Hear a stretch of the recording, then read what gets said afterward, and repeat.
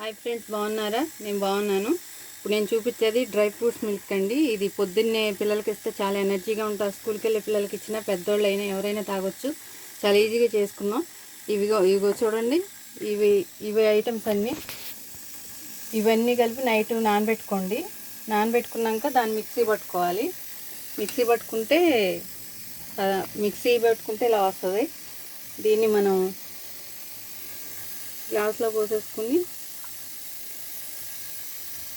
దానికి ఇది పటిక బెల్లం పౌడర్ అండి.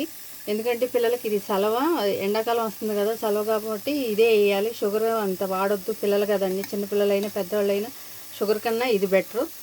కొంచెమే పడుతుంది, ఎక్కువ పట్టదండి. దాంట్లో పాలు కలుపుకుందాం.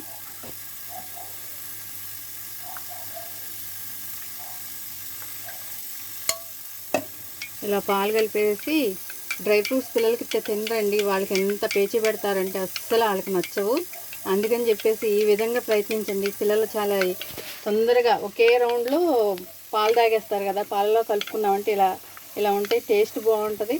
అవి తాగడానికి ఈజీగా ఉంటుంది. ఎనర్జీ కూడా పిల్లలకి సరిపోతుందండి. అందుకని నేను ఇది చెప్తున్నాను. ఈ డ్రై ఫ్రూట్స్ అంటే వీటి పేర్లన్నీ తెలిసే ఉంటాయి. ఇవి చూడండి, ఒకసారి చూడండి ఏమేమి ఉన్నాయో. ఇవన్నీ నైటు ఇవన్నీ గిన్నెలో వేసుకుని నీళ్ళు పోసుకుని నానబెట్టుకుంటే మార్నింగ్ కల్లా నానిపోతాయి. మిక్సీ పట్టుకోవటమే.